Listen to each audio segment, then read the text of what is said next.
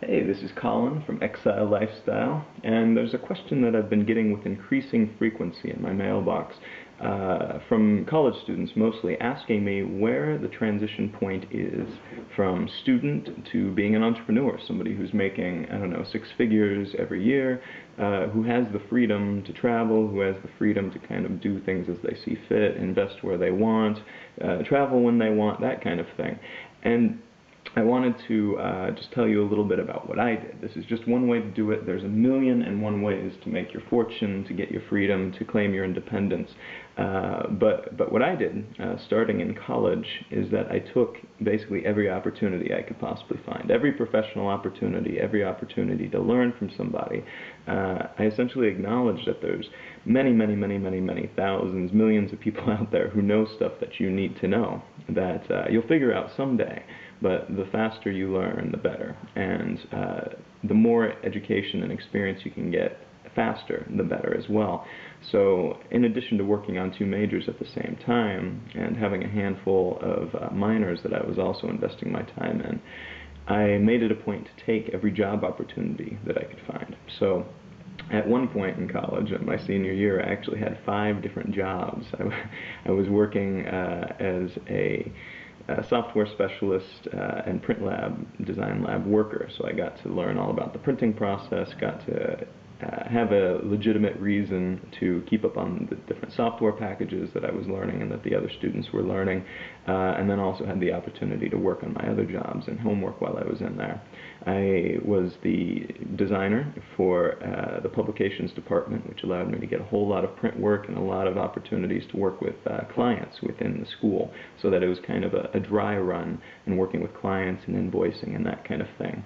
I was the designer for a local kind of culture magazine, not tabloid, it was a glossy colored magazine, but a lot of experience dealing with the magazine publication field.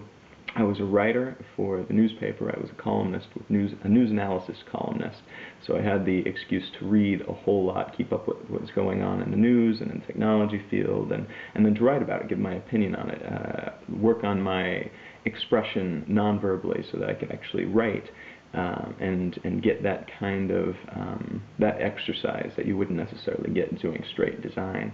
And then I was also the designer for the Distance Learning and Instructional Technology Center, which allowed me to learn Flash on the clock and then also deal with a whole lot of other software suites like Motion and After Effects and things like that, so that I was working on putting together interactive and animated design, not just straight out static, flat, on paper design like I was for most of my classes.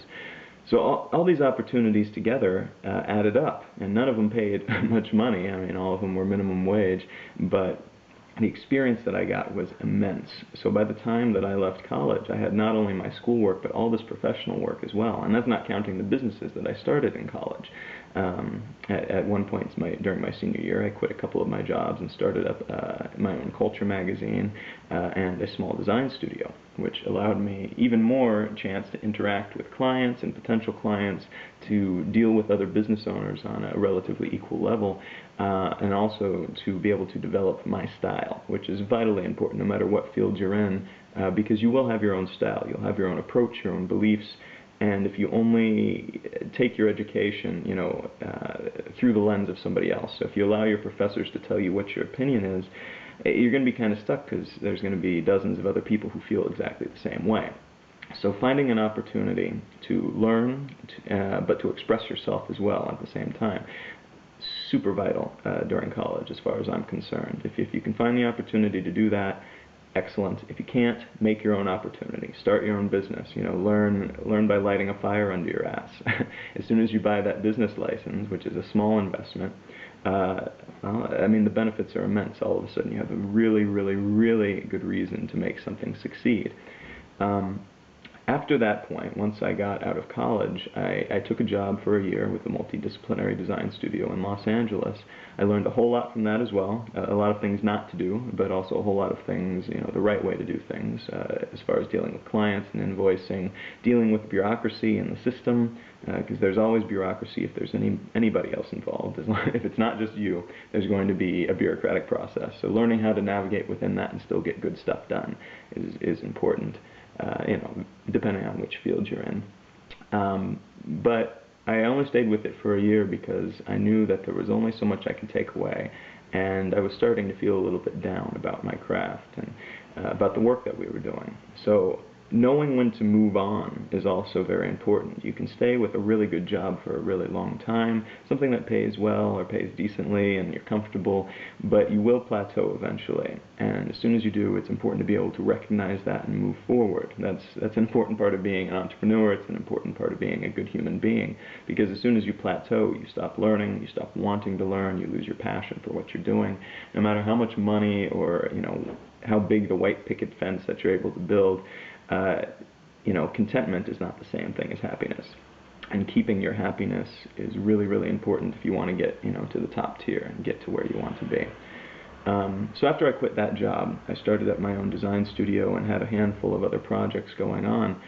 And my design studio grew fairly quickly. I took basically any project I could get a hold of, so I took a lot of small clients on right away, but small clients that talk.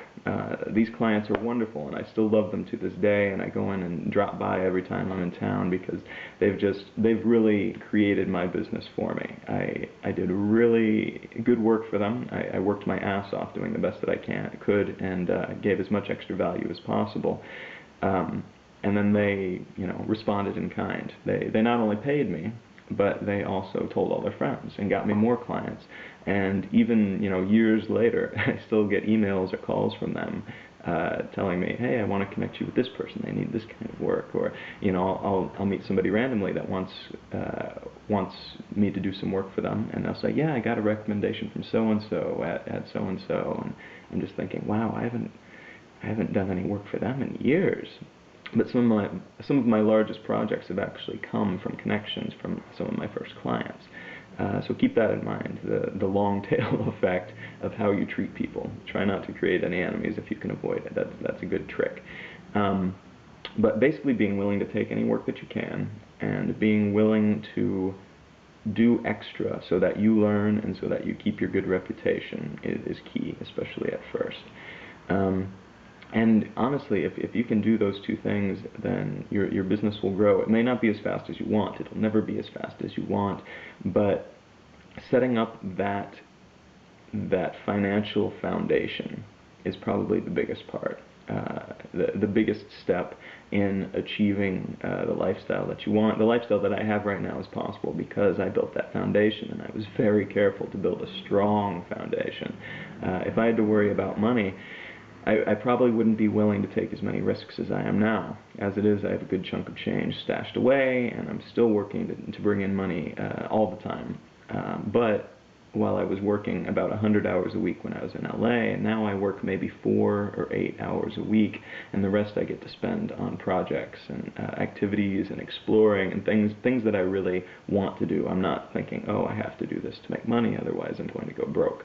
I'm thinking, well, I'll earn some money there, and I'll take on the projects I want to take on, the projects that I'm more passionate about, and then in the rest of my day, the extra 20 hours, well, more than that, 24 hours usually, I can go do whatever I want. I can go explore. I'm in Christchurch, New Zealand right now, and it's gorgeous out here, and I would be absolutely miserable if I had to sit around all day doing nothing.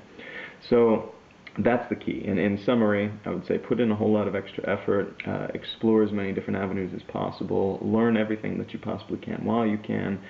School is a super valuable safety net because you can fail and fail and fail, and you're still in school, so it's fine. And every single failure is a massive education. I mean, you'll learn as much as you could in an entire year of school with one epic failure.